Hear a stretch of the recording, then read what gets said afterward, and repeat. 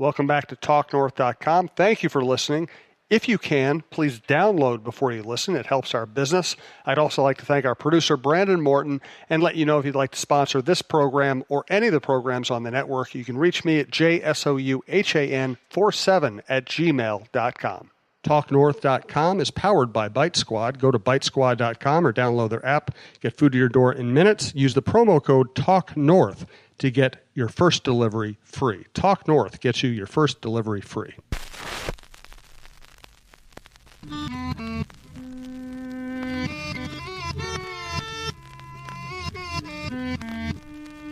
Yeah, yeah, oh yeah, what condition my condition was in. I woke up this morning with the sun down, shining in. This is Roy Smalley's Chin Music. This is our baseball show on talknorth.com. We're going to mix sports a little bit here, though. The Twins have been fairly uninteresting lately, and I don't want to beat the same old subjects to death. So we'll talk a little bit of Twins. We'll talk a little bit of baseball. We're going to mix some sports here. Roy is a pretty keen observer of other sports as well, and he has both as a financial advisor, former player, someone who, from a family of baseball thinkers, can offer some sharp observations of other sports as well.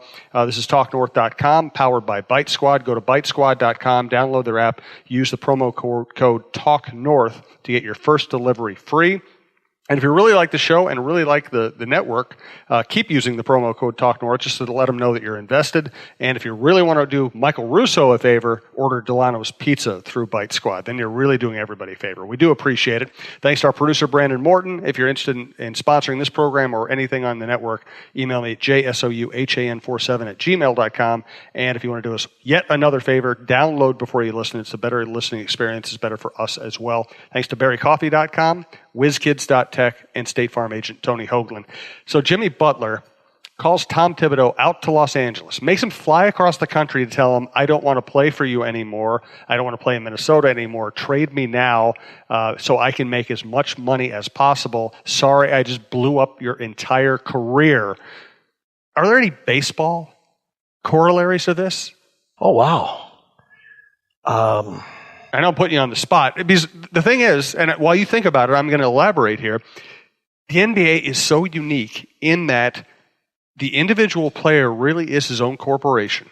The individual player really can change the landscape of the entire league on a whim. I want to go play with that guy. I want to go play there. I want to be in warmer weather. They can just destroy everybody's best laid plans. At baseball, it's almost the opposite. You don't become a star right away when you're 18 or 22. You have to work your way through the minor leagues. You're built into a 6-year window where you're going to be playing for your original team. Once you get to the major leagues, that's after you get out of the minor leagues. And one player just can't change the landscape of everything the way they can in basketball. So I was just trying to think if there's any other situation that could be anything comparable to what Jimmy Butler did. Boy, I don't think so. Because of the nature of what you just mentioned and the fact that there are the roster is so big on a baseball team, and it's one player doesn't make that much difference as much as one player on a basketball team. So I just can't think of any corollaries to that in the baseball world at all. There have been some players, I suppose, that they reach free agency, right? And the team knows they're gonna lose. I mean, I think of one of the real paradigm shifters in the baseball was Dave Winfield. I mean, he left the Padres and went to the Yankees and was the first $2 million guy, which people who are recent baseball devotees would say, well, wait, what? Yeah. Only $2 million? I mean, what? And that was a big deal? How about Kirby Puckett? Kirby Puckett in 1992 signed a 6-year deal for $36 million, I think it was, which is for momentarily, I think before Ryan Sandberg passed him, was the largest contract in baseball history. Right. And so Winfield's leaving of the Padres, except for the '84 season that the Padres had, I think it was '84 was when they played Detroit, when they had the Jack Morris Tigers. I think that's when it was. That was the beginning of a long downturn for the Padres. So it can influence but I should say that losing Winfield was a big deal then to the Padres, but they also went on to have many, many years of incompetence in terms of the front office trying to put a team together, and they still haven't recovered. So, but that wasn't so much one player wiping out the plans of a team like Jimmy Butler and the Wolves. That's devastating. Yeah, and I think in terms of personality and ego, maybe the correlation is to Reggie Jackson, who who was very happy to use free agency to his own benefit. But again, these guys had to put in the time, they had to earn free agency, and then of course they could go anywhere they wanted. That's their right. To just kind of destroy a team from within and to destroy a coach who had so much invested in you, cared so much about you.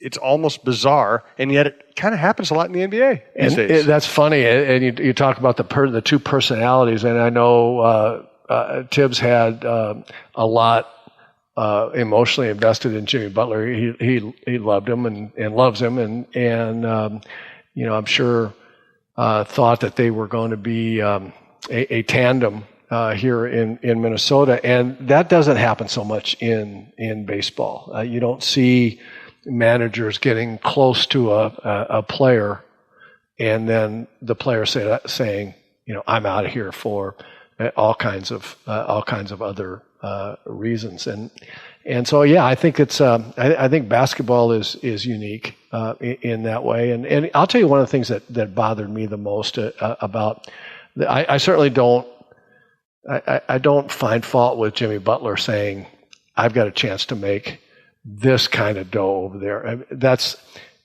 just too compelling. It's too significant to ignore. Why would anybody not make that much more money in their life when their career is going to be over soon? And what else is Jimmy Butler going to do? And I'm not denigrating Jimmy Butler. Any of us, what are we going to do the rest of our lives that's going to be anything close to that? And I can answer that question. Not nearly enough, right? I mean, so I don't begrudge any player doing that. But what bothered me the most is just kind of what I'm hearing about how he does the two stars, remaining real stars on the team, don't want to play basketball the way Jimmy Butler wants to play basketball in terms of defense. That's troubling to me. That's Are you troubled by Jimmy taking that attitude, or the players not responding? The players. I think those players should be embarrassed. I think they should be humiliated. That a guy that could. I mean, I was a Jimmy Butler fan last year. I didn't follow him that closely when he was with Chicago, but I was a huge fan of his last year, just the way he played, and the way he felt like a team had to play, and.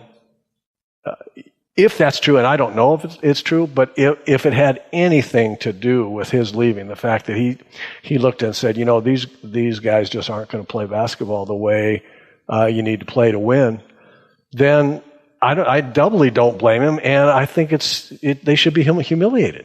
I think that's terrible.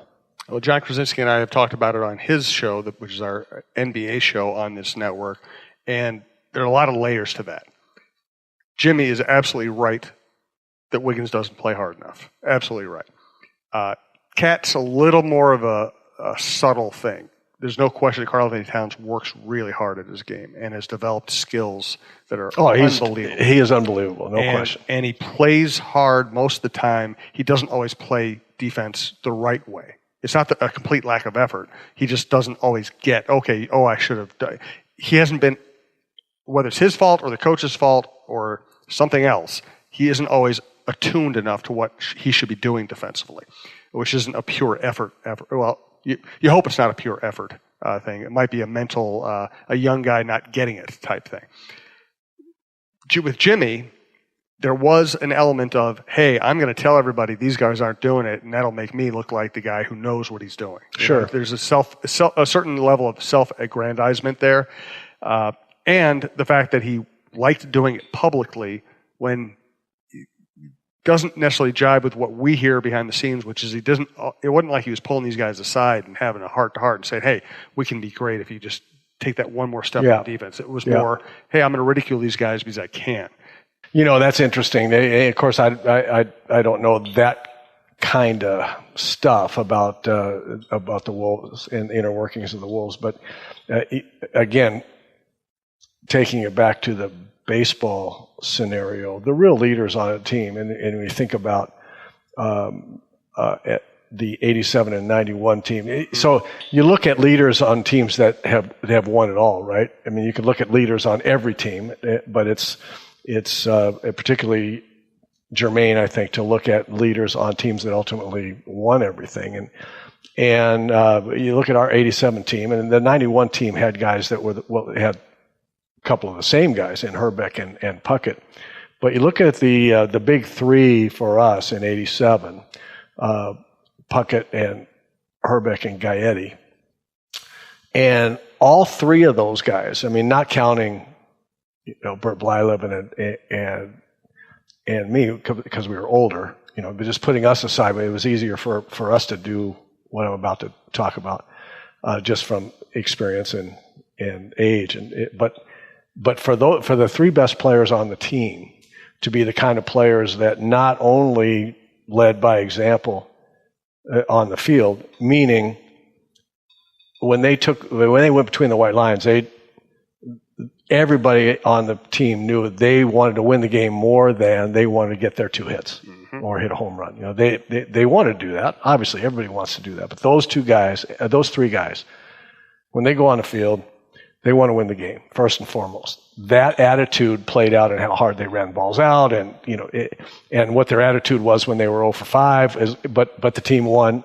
All that kind of stuff. You knew that what was most important to them was winning the game. But the other thing is, there wasn't anything in the media about individual conversations that happened when guys weren't playing the game, the right way, weren't running balls out.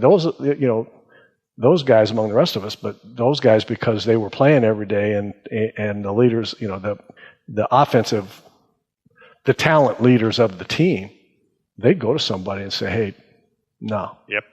And so that's disappointing that it was if Butler's insistence on playing defense was more through the media and not directly with his teammates. That lessens the impact, obviously, quite a bit. There might be one other angle I want to get to on this, and we're going to talk some baseball. I do want to thank Berry Coffee, berrycoffee.com. That's Steve Brem's local company that can help you with any of your. I was trying to think of one. He does so many things. I was trying to think of one word that kind of sums up everything he does, but they're not just one thing. It's coffee, it's tea, it's snacks, it's micro markets, it's equipment. It can be for your home, it can be for your restaurant, it can be for your business. Did you have something you wanted to get to, or should I tell people about the micro market? No, please go ahead. You've just intrigued me in trying to figure out a word or two to describe it, but go ahead. And one of the cool things they do is if you go to either berrycoffee.com and click on their market tab or go to my32market.com. You'll see the Berry Coffee markets powered by my32market.com.